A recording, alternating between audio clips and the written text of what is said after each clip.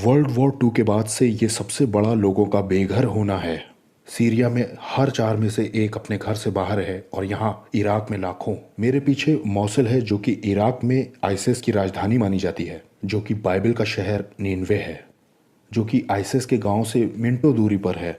ये सीरिया और टर्की से बहुत उत्तर की तरफ आने पर पड़ता है। एक मसीही को कैसे जवाब देना चाहिए हिटलर के बाद की सबसे बड़ी बेरहमी का?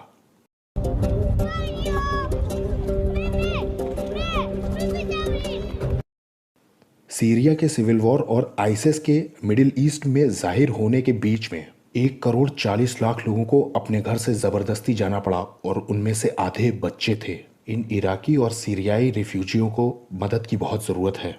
बहुत से उत्तरी इराक के रिफ्यूजी कैंप में रहते हैं और बहुत से जान का जोखिम उठाते हैं और बेघर होने का, क्योंकि वो यूरोप और नॉर्थ अमेरिका जाना चाहते हैं।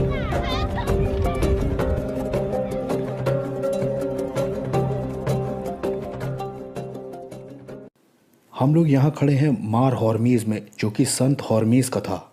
ये एक प्राचीन ईसाई मठ है निनवे के क्षेत्र में। हम लोग देख रहे हैं निनवे की ज़मीनों को। अगर आप मेरे हाथ के सामने देखेंगे तो यही वो ज़मीन है प्राचीन निनवे की, और मोसुल थोड़ी ही दूर पर है। और मोसुल को ट्रांसलेट कर सकते हैं निनवे बोल करके ना। हाँ, बिल्कुल सही, प्राचीन निनवे नगर जो हमारी पवित्र किताब बाइबल में दिया है, और वही आज का नया मोसुल है। और आईसिस हमसे जहां हम खड़े हैं इससे 15 किलोमीटर की दूरी पर है बस। और हमारी संस्था समरिटन पर्स उन कमियों और ज़रूरतों को पूरी करता है जो कि आईसिस के आने के बाद से यहाँ दिखाई देने लगी और बहुत सी इराकी ज़िंदगियों को तबाह किया है। और यहाँ लगभग 30 लाख से ज़्यादा इराकी ऐसे हैं जो घर से बेघर हो गए हैं आईसिस के साथ लड़ाई जो हाल में अभी हुई है उससे। और समरिटन पर्स ने बीच में आकर के उन्हें पानी की सहूलियत दी और खाने की, और उनके लिए टेंट भी बनाए जिनके परिवार थे और उन्हें छत की ज़रूरत थी। तो हम जो एक संस्था होने के नाते करते हैं यहाँ समरिटन पर्स में, ताकि मसीह को बांट सकें, ताकि मसीह यीशु के प्यार को बांट सकें, क्योंकि हम ये मानते हैं कि यही दुनिया की उम्मीद है। तो अब चाहे इनके लिए कुएं खुदवाना हो या इन बच्चों के साथ खेलना हो, इन्हें खेलकूद के लिए मैदान में ले जाना, या फिर लोकल चर्च के साथ हाथ मिला करके काम करना, ये सब मसीह यीशु को महिमा दिलाने के लिए है।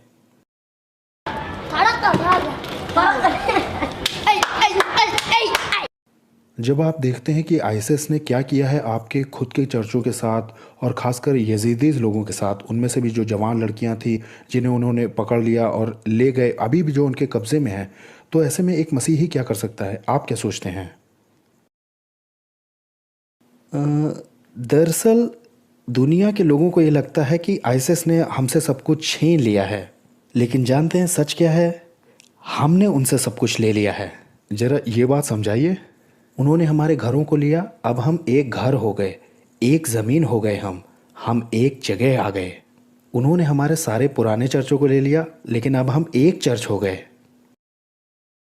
वो दरअसल अपने चेहरों को छुपाए रहते हैं अगर आप देखिए तो, लेकिन हम अपने चेहरों को खुला रख कर के दिखा सकते हैं, और इसके लिए हमें कोई मुजरिम जैसा महसूस नहीं होता जिसको कि हम छुपाएं। लेकिन वो लोग ऐसे हैं जो रोशनी में नहीं आ सकते हैं, क्योंकि रोशनी तो हम लोग हैं। हाँ, हम हैं रोशनी, हमारे अंदर रोशनी है। तो वो लोग रोशनी में तो रह नहीं सकते हैं, वो तो अंधेरे में रहते हैं। तो उन्होंने हमसे ले तो सब कुछ लिया है, लेकिन वो हमसे हमारी खुशी नहीं ले सकते, हमारा ईमान नहीं ले सकते। तो हमारा ताल्लुक़ ज़मीन से नहीं है, हमारा ताल्लुक़ तो यीशु से है। यीशु हमारी ज़मीन है, ना कि ये नीनवे की ज़मीन। जहाँ हमारे पास यीशु हैं वहीं हमारा वादे का देश है। यीशु के बिना फ़र्क नहीं पड़ता कि हम आखिर कहाँ रहते हैं। यीशु मिडिल ईस्ट इराक में अपने चर्च को महफूज रखे हुए हैं, और वो उसे बढ़ा भी रहे हैं, और अब बहुत से लोग उन्हें जानते जा रहे हैं। शरशाद सुलेमान अपने आप को एक बुरा इंसान बुलाते हैं यीशु को जानने से पहले। वो इराकी आर्मी में थे जब सद्दाम हुसैन की सरकार गिरी, और उसके बाद वो सिविल इंजीनियर के तौर पर एक मोबाइल कंपनी में काम करने लगे। एक दिन जब वो सेलफोन टावर पर काम कर रहे थे तो इस्लामी आतंकवादियों ने उन्हें किडनैप कर लिया ताकि उनकी जान की फिरौती में पैसा मांगे। उन्होंने मुझे किडनैप कर लिया और कार के पीछे वाले हिस्से में डाल दिया। मतलब ये कई सारे लोग थे जिन्होंने आपके साथ ये सब किया? हाँ हाँ, ये उन्होंने मेरे साथ किया मुसलमान होने के नाम पे, क्योंकि जिस जगह पर वो मुझे ले कर के गए थे किडनैप करने के बाद, मैं एकदम सही जगह का तो नाम भूल चुका हूँ, लेकिन वो ओरिजिनल जगह सामरा है। और उन्होंने मुझे पकड़कर 4 दिन तक वहाँ रखा और हर 2 घंटे में वो आते थे और वो आके कहते थे अल्लाह अकबर, खुदा का एक नाम। और उन्होंने मुझे एके से मारा। और मैं नहीं जानता, ये कैमरा अगर मुझे जूम कर दे। अच्छा, उन्होंने AK-47 लेकर के उससे आपको मारा था? हाँ हाँ, मारा। और अगर कैमरा मुझे जूम करके दिखा दे तो उन्होंने मेरी नाक तोड़ दी और उन्होंने मेरा घुटना भी तोड़ दिया। और मैं 6 महीने हॉस्पिटल में भी रहा था मेरी किडनी की वजह से। और उन्होंने मुझे सचमुच मुश्किल समय में डाल दिया था। लेकिन एक बड़ी हैरत की बात हुई मेरे साथ, जिसने मुझे एक बुरे इंसान से एक अच्छे इंसान में बदल दिया। जब उन्होंने एके का बट मेरे ऊपर मारा, और मुझे नहीं मालूम मेरे साथ क्या हुआ कि मैं सो रहा था जग रहा था, मुझे नहीं पता, कोई अचानक आया और मुझसे अरबी में बात करने लगा। अच्छा, आप ख्वाब की बात कर रहे हैं? हाँ नहीं, आप उसे ख्वाब नहीं कह सकते पूरी तरह से, क्योंकि मैं लोगों को बात करते हुए सुन रहा था और वो इस तरफ था जो मुझसे बात कर रहा था। मैं तो उसे देख रहा था लेकिन लोग उसे नहीं देख रहे थे।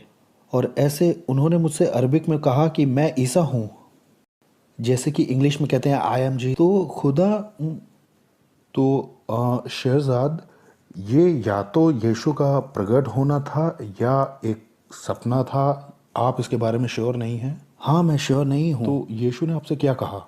उन्होंने मुझसे अरबी में बात की, अना ईसा, आई एम जीसस, घर चले जाओ। मैंने कहा कि आप सीरियस हैं? आप इन लोग को देख रहे हैं, इन्होंने मुझे किडनैप किया है। और मैंने उन्हें देखा और ऐसे देखा कि वो जाकर उनके बीच में बैठ गया। उन्होंने मुझसे कहा कि घर जाओ। और मैंने अपनी आंखें खोली, मैंने उन बदमाश लोगों को ही देखा। वो जो ग्रुप था पूरा इस्लाम का, वहाँ उनकी आपस में लड़ाई हो गई और उनमें से एक ने एके उठाई और अपने दोस्तों को गोली मार दी। और मैंने जल्दी से दरवाज़ा खोला, मैं हाईवे पर आया, मैंने टैक्सी ली और मैं सीधा घर आ गया।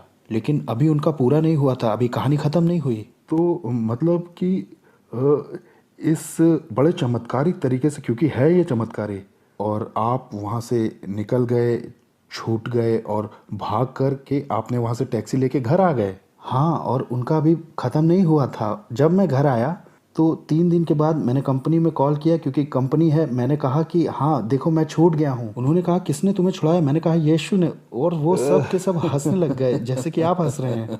लेकिन मैं आपका यकीन कर रहा हूँ, मुझे उम्मीद है कि उन्होंने भी किया होगा। और प्रॉब्लम यह है कि वो यहाँ है नहीं इस वक्त। लेकिन जब मैं घर पहुँचा और मेरी पत्नी ने मेरे लिए दरवाज़ा खोला तो उसने पूछा कि हे, तुम्हारे साथ क्या हुआ था? मैंने उसे बताया कि इस्लाम के कुछ ग्रुप ने मुझे किडनैप कर लिया था। उसने कहा कि मैंने यीशु को सपने में देखा और उन्होंने कहा कि मैंने तुम्हारे शौहर को बचा लिया है, अब वो सुरक्षित है और बहुत जल्दी घर आ रहा है।